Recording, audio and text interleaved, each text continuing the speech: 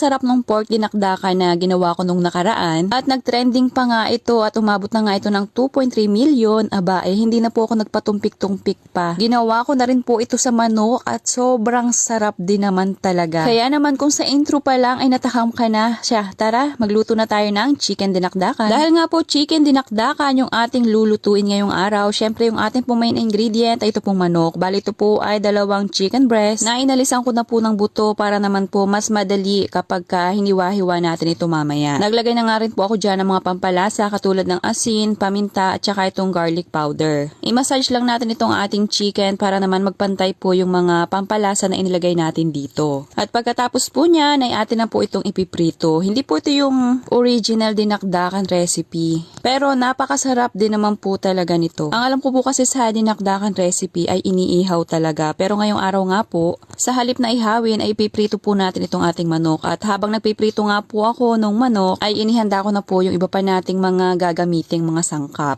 So, bali 2 sibuyas po yung ginamit ko dito. Isang buo nung puting sibuyas at isang buo naman itong pulang sibuyas. Hiwain lamang po ng papaganyan and naghiwa na rin po ako ng sili.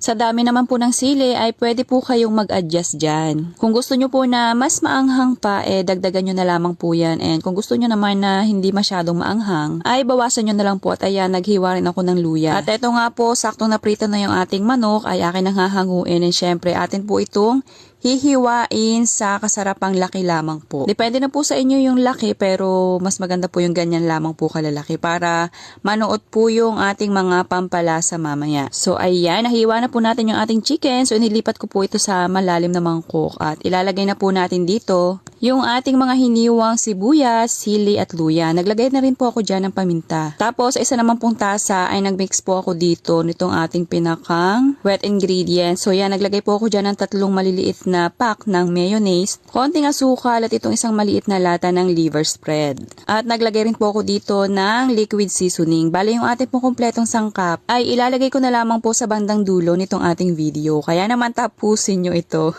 At naglagay na rin po ako dyan ng 3 piraso ng kalamansi. So yan, halu-haluin. Then, ibubuhos na po natin ito dito sa ating chicken. Nako, itsura at amoy pa lang po, aba, nakakatakam na. Kaya naman subukan nyo na rin po ito. So ayan, akin na po itong hahaluin gamit yung aking kamay. Nagsuot naman po ako ng gloves. Mas maganda kasi na kamay yung ipang mimix natin dito para halong-halo siya. Make sure na lamang po na malinis ang inyong kamay or nakasuot po kayo ng gloves. So ayan, okay na po yan. Atin na lamang po yung ipiplating. At ayan na, ready to serve na yung ating napakasarap na chicken dinakdakan. At yung umabot ka nga po hanggang dito sa part ng ating video, abay sigurado ako